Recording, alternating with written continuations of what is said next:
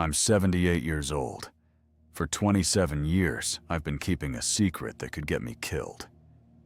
In 1997, the CIA sent me to the forests of Washington state, told me I was tracking something for a classified operation, told me I'd be home in 6 months. What I found in those woods, what they'd really been doing since the 1950s, wasn't what they'd told me at all.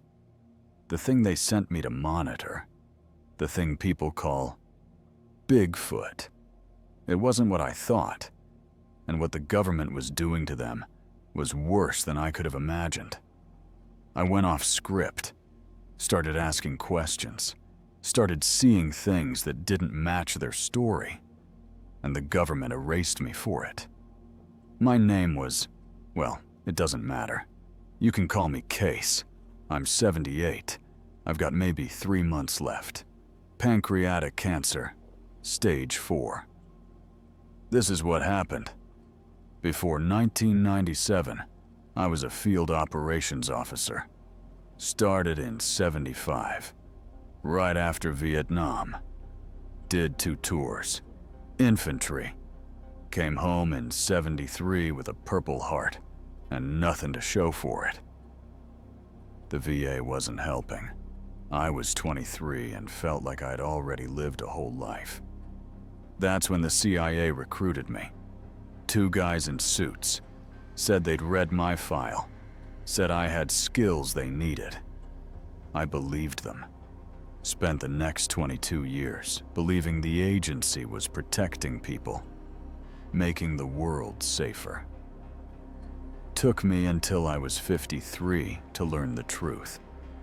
I spent those years in Eastern Europe mostly.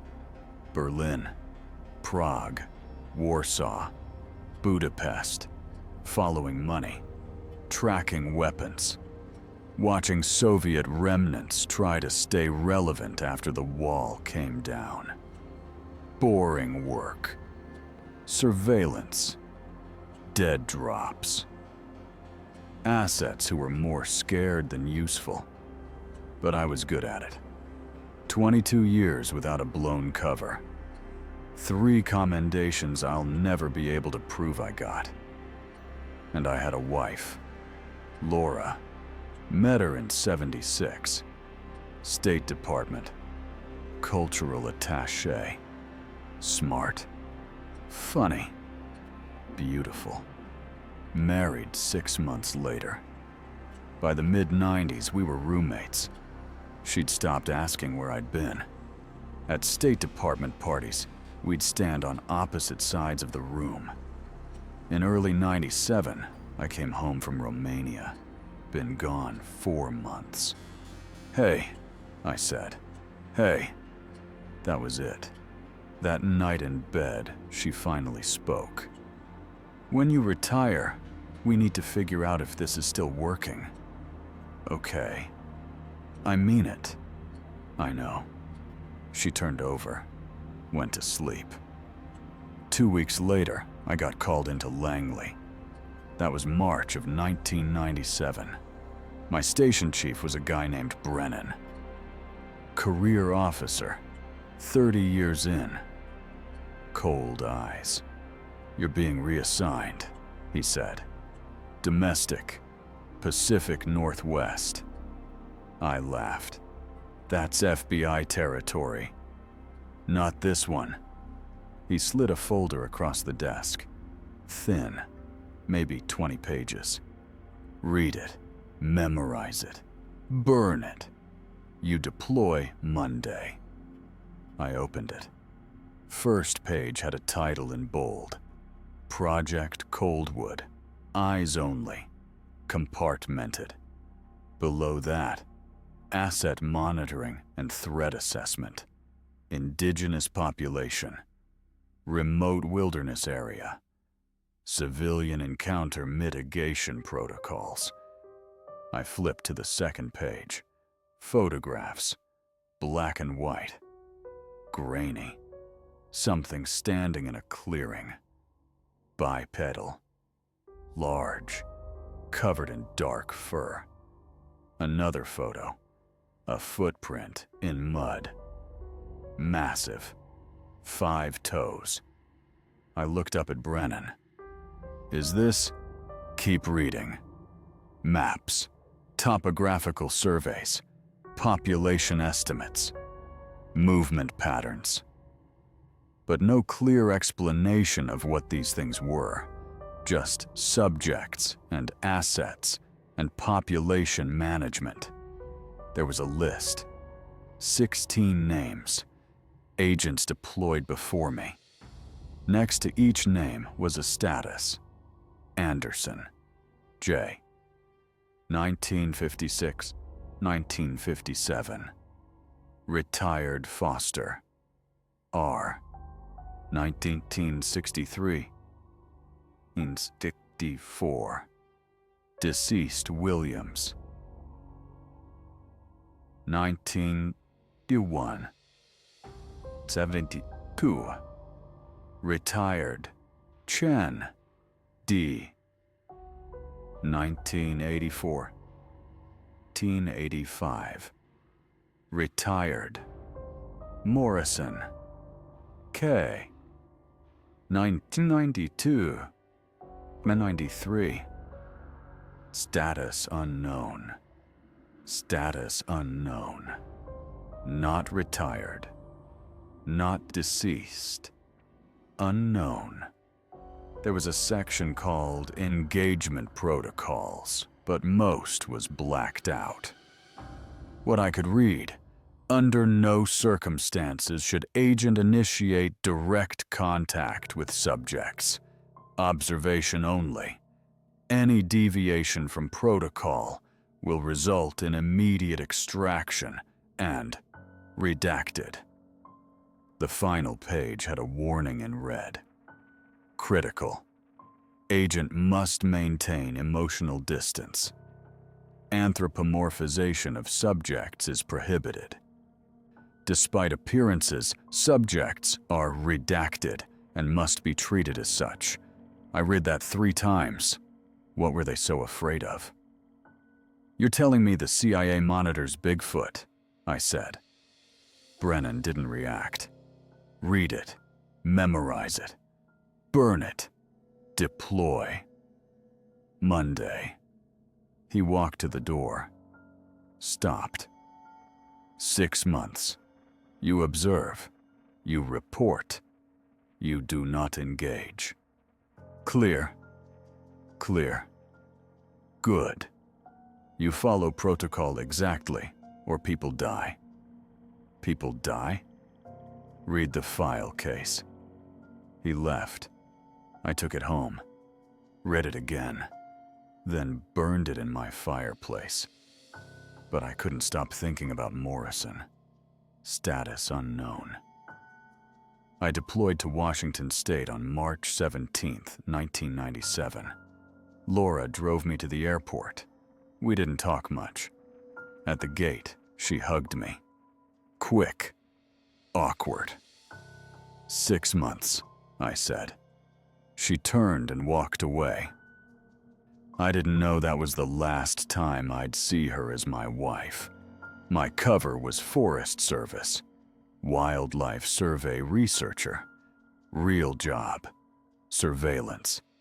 Sector 7 of the Gifford-Pinchot National Forest. They gave me a cabin. Remote. 20 miles from the nearest town. No phone. No radio. Communication was dead drops. Once a week I'd leave a report, pick up instructions. The cabin was basic. 1 room, wood stove, cot, small table, propane lantern, outhouse out back. I unpacked my gear. Camera traps, binoculars, night vision, motion sensors, and a sat phone. Emergency only. Sealed in a case with a note. Use only if compromised or injured. Non-emergency use will result in immediate extraction and termination of assignment. Then I found an envelope, sealed. Marked, open after first week. I put it in the drawer. First week was quiet. I hiked. Set up cameras, marked trails, just forest. Nothing unusual. On day 7, I opened the envelope. By now you've seen nothing. This is normal. Subjects are highly intelligent and aware of human presence. They avoid surveillance deliberately. Your presence has been noted by them. They are observing you. Be patient. Continue standard protocols. Do not attempt to accelerate contact. Observe only. I read it twice. They are observing you. I looked out at the forest. It felt different now. Week 2, I found the first track. Early morning. Checking a camera near a creek. There in the mud was a footprint.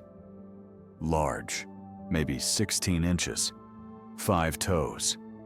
Deep impression. Forest was quiet, but I felt watched. I photographed it, made measurements, took a casting. Fresh, maybe hours old. Whatever made it was heavy. 600 pounds maybe, and it walked on 2 feet. That night, I wrote my report. Track located. Size consistent with briefing materials. Subject monitoring my movements. No visual contact. Continuing surveillance. Response came the following week. Good. Subject has accepted your presence. Maintain protocols. Visual contact should occur within 2 to 3 weeks. Observe only. Week 3, I started seeing signs. Branches bent deliberately. Stones stacked in patterns. Too deliberate for nature. Scratches on tree bark. Marks. Symbols. I photographed everything. Left reports. Responses were always the same. Continue surveillance. Nothing about what these meant. Week 4, I saw something. Just before dawn. Near a clearing. Movement. Maybe 100 yards away. I raised my binoculars. For a second, I saw it. Tall, 8 feet, covered in dark fur. Bipedal. Then gone. I checked my camera. 3 photos. First, nothing. Second, dark blur. Third, clear. 8 feet tall. Broad shoulders. Long arms. Face almost human. And in its hand, a carved stick. A tool. The briefing hadn't mentioned tool use. I added it to my report. Visual contact achieved. Subject displays tool use. Request clarification on behavior parameters. Response. Noted. Continue surveillance. No explanation. Week 5. Something changed. I was making dinner. Heard something outside. Subtle. Like something placed on wood. I opened the door. On the porch was something new. Small pile of stones. River rocks. Arranged in a circle. In the center, carved wood. A figure. Humanoid. Intentional. 2 legs. 2 arms. Holding something to its face. Binoculars. Me. I looked out at the darkness. It was out there. Watching. It had carved me. I stood there, holding that figure. The briefing said these were subjects, assets, things to monitor. But this wasn't animal behavior. This was communication. culture. I wasn't going to report this. If I did, they'd pull me. Send someone else. I put the figure in my pocket. Next morning, I left something on the porch. An apple, a protein bar, beef jerky. Hiked away. When I came back, the food was gone. In its place, a single river stone, smooth, black with white veining. We were communicating. Over the next 2 weeks, it became routine. I'd leave food, sometimes other small things. They'd take them, leave things in return. More carvings, always detailed. A bear, perfect proportions. A bird in flight, wings spread. A tree, roots and branches. They were showing me their world. Each time, I didn't report it. Week 6, I wrote a different report. I couldn't hide it all. Subject displays advanced cognitive behavior. Tool use confirmed. Symbolic communication through carved artifacts. Gift exchange suggests cultural complexity. Request clarification on classification and mission objectives. 3 days later, the response. Agent Case, you are deviating from protocol. Gift exchange is prohibited. Observe only. Any further deviation will result in immediate extraction. Your questions are not relevant. Follow orders. Then at the bottom, handwritten, they're lying to you. K.M. Morrison, status unknown. He'd written this. Somehow, he was trying to warn me.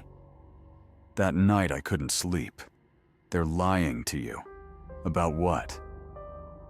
I went through my notes. Tool use, carvings, gift exchange, communication. These weren't animals. But the briefing treated them like threats to be managed. Why? What had Morrison discovered? Week 7, I decided to find out. I started searching for evidence of previous operations. The file had listed coordinates. I remembered some. I hiked to the first one. 5 miles northwest. 3 hours to get there. What I found made me feel sick. Burn patterns. Old but visible. Not from forest fire. Too controlled. Specific zones burned deliberately. I walked the perimeter. Shell casings. Weathered. Brass. High caliber. Military grade. Then bones. Not human. Larger. Burned. Blackened. Scattered. I knelt down. Massive. Femur, maybe. But not from any animal I recognized. Wrong size. Wrong shape. Someone had killed something here and burned the evidence. I hiked to 2 more sites over the next week. Same thing at both. Burn patterns. Casings. Bones. Sites of killing. The third site was worst. I found a skull, partially intact, blackened but recognizable. Large, heavy brow ridge, sagittal crest, massive jaw, but wrong for an ape. Wrong for any primate I knew. Face too flat, cranium too rounded, too human. I sat there, staring at it. Something broke inside me then. For 22 years, I'd believed the agency protected people, that we were the good guys doing necessary work. But this wasn't protection. This was extermination. I buried the skull, covered it with dirt and stones. and I knew I wasn't working for the right side anymore. That night, I decided to find Morrison's camp. He'd deployed 92 to 93, 5 years before me. Same area, status unknown. His camp had to be somewhere. I spent the next week searching. Day 9, I found it. 8 miles from my cabin. Hidden in a ravine. The camp was destroyed. Tent shredded. Poles broken. Gear scattered. Not by weather. Not by animals. By people. Deliberately destroyed. I searched through debris, found a backpack. Inside, clothing, rotted. And at the bottom, wrapped in plastic, a journal. Waterlogged. Pages stuck, but readable. I sat down and read it. June 12, 1992. Arrived. Standard protocols. Nothing unusual yet. June 28, 1992. First contact. Subject is intelligent, more than briefing suggested. Watching me as much as I'm watching it. July 8, 1992. Subject left carved figure on porch. Intentional communication. Why didn't briefing mention this? July 15, 1992. Started food exchange. Subject reciprocates. Cultural behavior. Complex social structure. Why treating them like animals? July 30th, 1992. Confronted handler about discrepancies. Told to shut up and follow orders. But I've been reading between the lines, looking at coordinates, previous operation zones. August 3rd, 1992. Hiked to previous site. Found burn patterns. Shell casings. Bones. Jesus Christ. Previous operations weren't surveillance. They were culling operations. August 10th, 1992. Can't do this. Can't be part of this. These aren't animals. They're people. Different people. Non-human people. We've been systematically eliminating them for 40 years. August 12th, 1992. Studied operation history. Pattern is clear. Agent deploys, observes, maps populations, identifies families. Then extraction. 6 months later, kill teams come. Clean sweep. Burn evidence. August 15th, 1992. The monitoring isn't scientific study, it's intelligence gathering. We identify targets, so they can be eliminated. I've been helping commit genocide. August 19th, 1992. Told them I won't participate. Sent message. Said I'm done. Response immediate. Said I'm compromised. Extraction team coming. But I know what extraction means. I'm not going. Warning the subjects. Getting them out. Going dark. August 20th, 1992. Found them today. Main family group. Maybe 12 individuals. Showed them my maps. Burn zones. Kill sites. They understood faster than expected. Saw one adult carving into bark. Warning symbol. Geometric pattern I haven't seen before. They're leaving tonight. Moving east toward high peaks. Coordinated. Organized. Never seen them move with such purpose. They know exactly what's coming. August 21st, 1992. Destroyed sat phone. Left cabin. Livin' rough. Subjects helped before leaving. Showed me hidden places. Natural caves. Brought smoked fish. They understand we're both targets now. Both hunted. I have to entry ended. Next page is blank. Final page had one more entry. Different handwriting. Shaky. Hurried. If you're reading this, you're next. They're not monitoring. They're cataloging.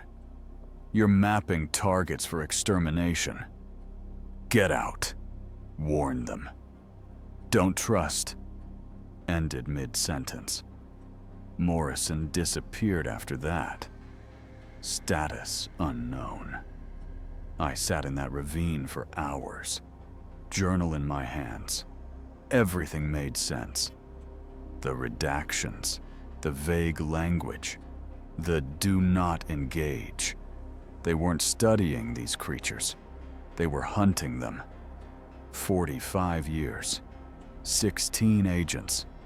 How many followed orders?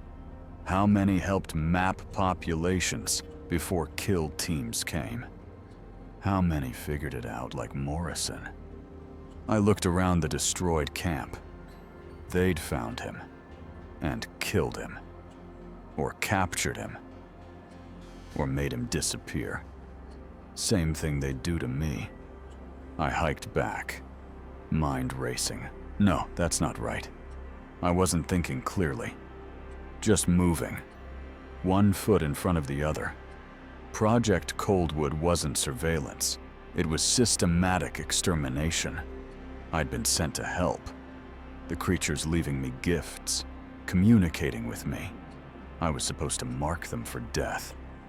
I sat on the porch, pulled out the carved figure, the one showing me with binoculars. They'd been watching me, trying to understand if I was dangerous, and I'd been sent to mark them for extermination. That night it appeared, standing at the clearing edge, 20 feet from the porch. Same one, silver-gray patch on its shoulder. We looked at each other. It made a sound, low, not threatening, almost like a question. I stood slowly, stepped off the porch. It didn't move. I walked closer. Stopped 10 feet away. They sent me here to find you, I said. To count you. To map where you live. Where your families are. It watched. But they didn't tell me why. Didn't tell me what happens after I leave. I pulled out Morrison's journal, held it up. Another man was here, 5 years ago. He figured it out. They killed him. I stepped closer. They're going to kill you too. All of you. After I tell them where you are. The creature tilted its head. I pulled out the carved figure. You made this. You've been watching me, trying to understand if I'm dangerous. I placed it on the ground between us. I am dangerous. Not because I want to be, because they sent me to be. I stepped back, but I'm not doing it. I'm not helping them. The creature stared at me. Then it did something unexpected. It reached down, picked up the carved figure, looked at it, then at me. It pointed at me, then at itself, then made a gesture. Hands together, fingers interlaced. Same. We were the same, both being used, both being hunted. I spent the next 3 days in the forest, following the creature. It led me deeper. Hidden valleys, remote areas. We came to a clearing, small, protected, and there were more, maybe 15, maybe 20. Adults, Juveniles, young ones, families. They watched me approach, wary. But the one with the gray patch made a sound, gestured, and they accepted me. I sat down, pulled out my maps, spread them, then showed them. Burn zones, previous operation sites, areas where bones and casings were scattered. I pointed at their location, drew lines to nearest burn zones. They understood. Over 2 days, I showed them everything. The patterns, the timing, the 6-month cycle between surveillance and extermination. They had to leave, go deeper, somewhere not on any map, somewhere I hadn't documented. 3rd day, they started moving, packing, preparing to leave. Before leaving, the one with the gray patch approached. It held out its hand. In it was a carving, larger than the others, more detailed. 2 figures, one small, one large. The large figure handing something to the small figure. The small figure pointing the way. A guide, a protector. It placed the carving in my hand. Then it did something I'd never seen. It placed its other hand over its chest, then extended it toward me, palm open. The gesture felt ancient, deliberate, like a blessing or a goodbye. Then it touched my shoulder, gentle, brief, turned and walked away.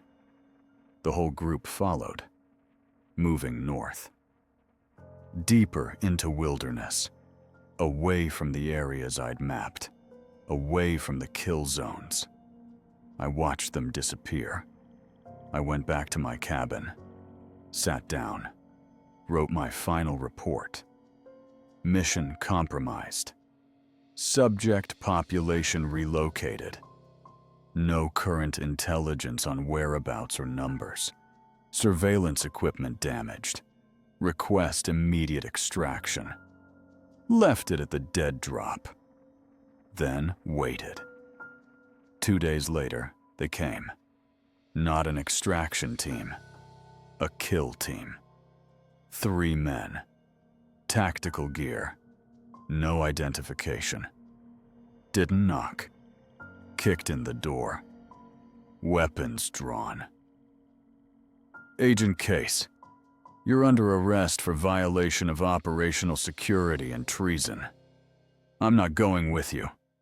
You don't have a choice. They zip-tied my hands, threw me in a vehicle, drove 6 hours, brought me to a facility I didn't recognize. Eastern Washington, middle of nowhere. Concrete building. No windows. Put me in a room, empty except for metal table and 2 chairs. Left me for hours. Finally, a man came in. Gray suit, gray hair, gray eyes, maybe 60. Sat down across from me. Didn't introduce himself. You helped them escape, he said. Yes. You understand what you've done? I saved lives. You've compromised a national security operation. You've been murdering people. They're not people, Agent Case. Yes, they are. He stared at me. Resources, land, timber rights, mineral extraction, oil and gas leases. He said it flat, like reading a grocery list. That's what this comes down to. Not ideology, not science. Money. These things, these subjects, they complicate land rights. Indigenous species with demonstrable intelligence. You know what that means legally? Protection. Exactly. Protection. Federal protection. Endangered Species Act. Habitat preservation. Land use restrictions. Billions in lost revenue. Trillions over decades. He leaned back. Policy since 1952. Effective. Methodical. Population reduced from estimated 2,000 to fewer than 200. Another decade, and the problem resolves itself. Natural extinction. No one asks questions. I felt sick. He pulled out papers, slid them across. You'll sign these. Non-disclosure. Waiver of future claims. And if I don't? Prosecution. Espionage. Treason. Life in prison. Do it. I'll tell everyone. No, you won't. Because if you do, we finish the job. We have your location data, tracking logs, movement patterns. We know the region where you sent them. We'll saturate that area. Systematic sweep. Every subject eliminated. Something cold settled in my chest. You're bluffing. Northern California, 1978. 43 subjects. 6 hours. We know how to work efficiently. He pushed the papers closer. But if you sign, if you disappear, we close the file. Failed operation. Move resources elsewhere. You'll leave them alone? We'll deprioritize that region. It's a large forest. Other sectors need attention. And frankly, at current population levels, natural extinction is probable within 2 decades anyway. You're lying. Perhaps. But it's their only chance. Sign and stay quiet. Or refuse and guarantee their extermination while you watch from a cell. He placed a pen on the table. I signed. What choice did I have? Every page, every paragraph. When done, he took them. You're dismissed. What happens now? Now you disappear. Service record sealed. Clearance revoked. Pension frozen. Employment history classified. And Laura? Your wife works for state. She'll lose clearance too. Standard procedure. Contamination protocol. I couldn't speak. He stood, walked to the door. If you ever discuss this operation, we'll know, and you'll disappear permanently. Understand? Yeah. Good. He left. They kept me 2 more days, then put me on a bus to DC. No escort, just a ticket and a warning. I got home 3 days later. Laura's car was gone. House half empty. Her clothes, books, things. Note on the table. I can't do this anymore. My lawyer will contact you. Don't call me. I sat down, called her office. State Department Cultural Affairs. I need Laura Case. Hold, please. 2 minutes. Different voice. Male. This is Director Paulson. Who's calling? Her husband. Mrs. Case is no longer employed here. Clearance revoked last week. I can't provide additional information. Line went dead. They destroyed her career. To punish me. To control me. Next 2 weeks, I tried to salvage something. Called Langley. No record of me after 1975. Bank accounts frozen. Pension blocked. VA had military records through 73. Nothing after. 22 years. Erased. Hired a lawyer. He looked into it, called me back a week later. I can't help you. Why? Because you don't exist. Every database says you left government service in 1975. No evidence of employment after. Security clearance never existed.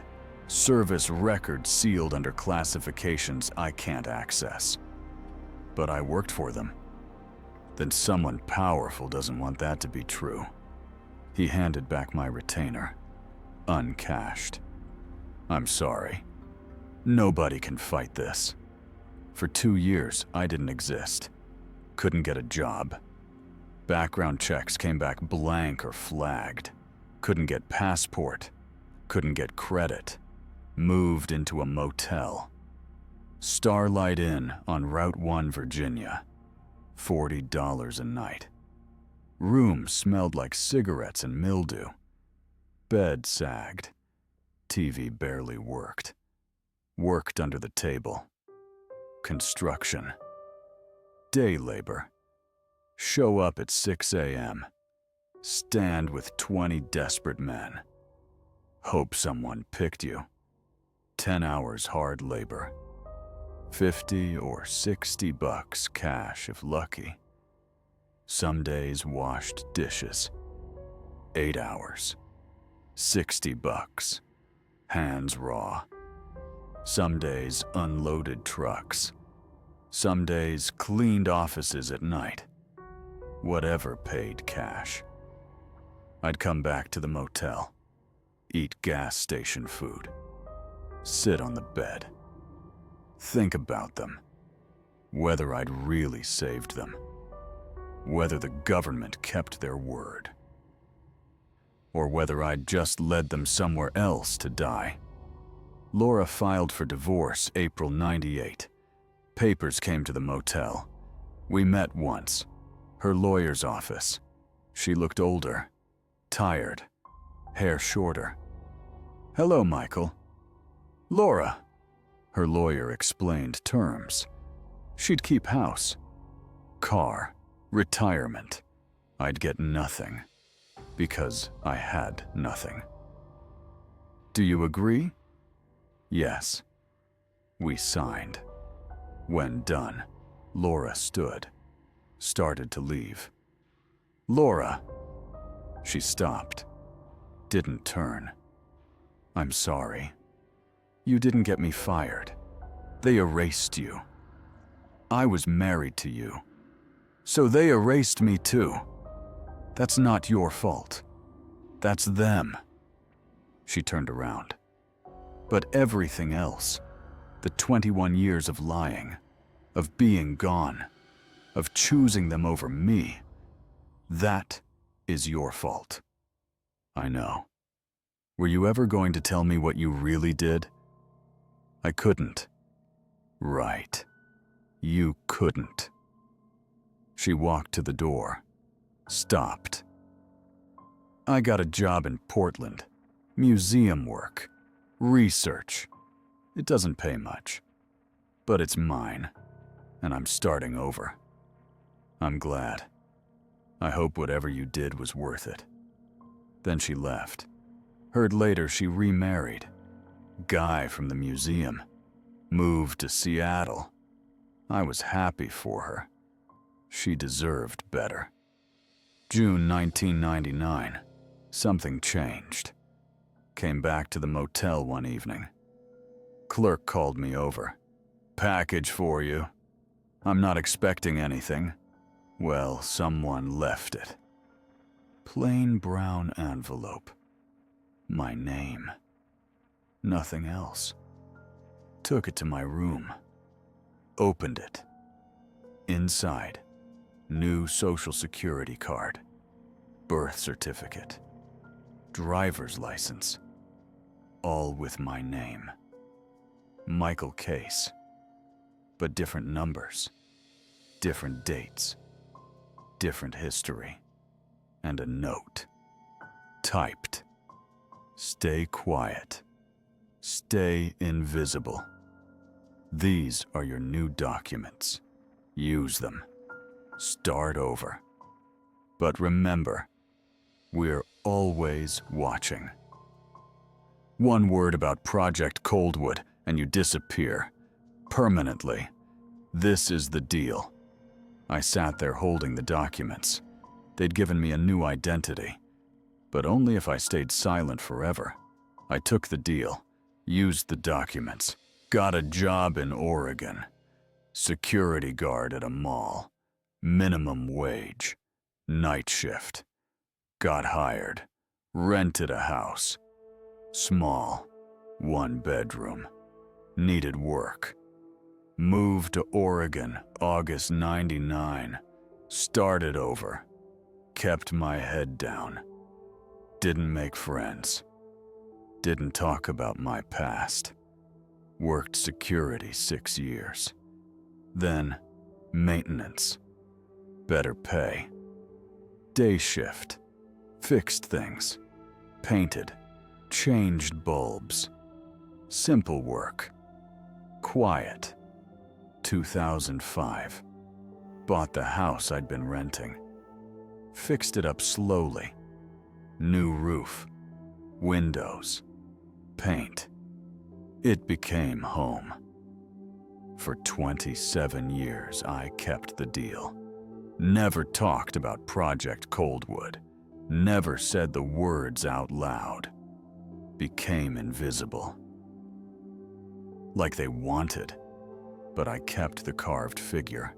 The one showing the large figure handing something to the small figure. Carried it in my pocket every day for 27 years. A reminder. Last year, I started getting sick. Stomach pain. Weight loss. Went to a doctor. March. Tests. Scans. Biopsies. Pancreatic cancer. Stage 4. Already spread. How long? 6 months. Maybe less. Chemotherapy. I'll skip it. Are you sure? I'm sure. I'm 78. Lived alone 27 years. Nobody to miss me. And I'm tired. Tired of carrying this secret. Tired of being invisible. Tired of not knowing if I saved them or led them to their deaths. So I decided to find out. Last month I started looking. Online. News archives, local papers, Pacific Northwest. Searched for anything unusual. Forest fires. Missing hikers. June 1998. Small article. Spokane paper. Mysterious forest fires. Baffle investigators. Location 60 miles north of where I'd sent them. Remote area.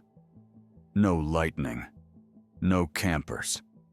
No explanation. 20 acres burned. Concentrated. Like deliberately set. Kept searching. August 1998. Another article. Different paper. Unusual bone fragments found after wilderness fire. Same area. Investigators couldn't identify bones. Not bear. Not elk. Too large. Wrong structure. Sent to university lab. Then nothing. No follow-up. No results published. Kept searching. September 1998. Brief mention. Forest Service report in a database. Authorized controlled burn completed in Sector 12. Area cleared. No further action required. Sector 12. I pulled out my old maps. The ones I'd memorized before burning. Sector 12 was exactly where I'd sent them. My hands started shaking. They'd lied. I drove to Washington last month. Took 2 days to find the area. Had to hike in. I'm 78. Can't move like I used to. Took forever. Had to rest every 20 minutes. Knees don't work right anymore. But I found it. The burn zone. 26 years later, you could still see it. Trees dead, ground black, nothing growing. I walked through it, found bones, scattered across maybe 100 feet, but not randomly. They were in a pattern, a circle, like they'd been grouped together when they died. I'd seen kill sites in Eastern Europe, execution sites. This was the same. They'd gathered them in one place and burned them alive. Found something else. Carved wood. Burned. Blackened. But recognizable. Same style as the carvings I'd been given. Deliberately made. Culturally significant. They'd been here. And been killed here. I stood up. Started to walk back. That's when I saw it. At the edge of the burn zone. Just outside the blackened ground. A piece of carved wood. Placed on a flat stone. Deliberately. Where it wouldn't burn. I walked over. Picked it up. It was a figure. Small. Maybe the size of my palm. Humanoid. Detailed. But not me this time. It showed a small figure, and in its hands, it held something. 2 hands, clasped together. The same gesture the one with the gray patch had made before leaving. Hand over chest, then extended. Palm open. They'd carved this after I left, before the kill teams came. They'd left it here, for me. So I'd know. They understood. They knew I tried. They knew I failed. And they forgave me anyway. I stood there holding it. They had known. The whole time, they knew I tried, and they forgave me. I put the carving in my pocket, and I walked out of that forest. I'm dying now. Cancer. Maybe 2 months left. And I'm breaking the deal. Because I kept silent for 27 years thinking I was saving them. But they were already dead. I led them north, thinking I was protecting them. But I led them into a kill zone. The CIA didn't monitor Bigfoot. They exterminated them. Slowly, methodically, over 70 years. And agents like me helped. We mapped their populations, identified their families, marked their locations. Then kill teams came in and wiped them out. Project Coldwood wasn't surveillance. It was genocide. And I helped. The creatures people call Bigfoot were real. They were intelligent. They had culture, families, art. They buried their dead with ceremony. They made carvings. They communicated. They had gestures that meant something. Hand over chest, extended palm, trust, forgiveness, goodbye. They were people, different people, non-human people. And we killed them all. The last population was eliminated in 1998. After I thought I'd saved them. After I led them exactly where the kill teams wanted them. But before they died, they carved one more thing. They left it for me. So I'd know they understood. My name was Michael Case. I'm 78 years old. I was a CIA officer for 22 years. And I helped commit genocide. The government will deny this. They'll say I'm crazy. That I'm delusional. that none of this happened. And you'll never find proof, because they burned it all. The bones, the evidence, the records, all of it. But I'm telling you now, they were real. They were people, and we killed them, all of them. I thought I was saving them, but I led them to their deaths. That's the truth I've been carrying for 27 years. If I disappear before this gets out, you'll know the agency found me. But at least someone will know what happened. At least someone will remember they were real. And at least someone will know they forgave me.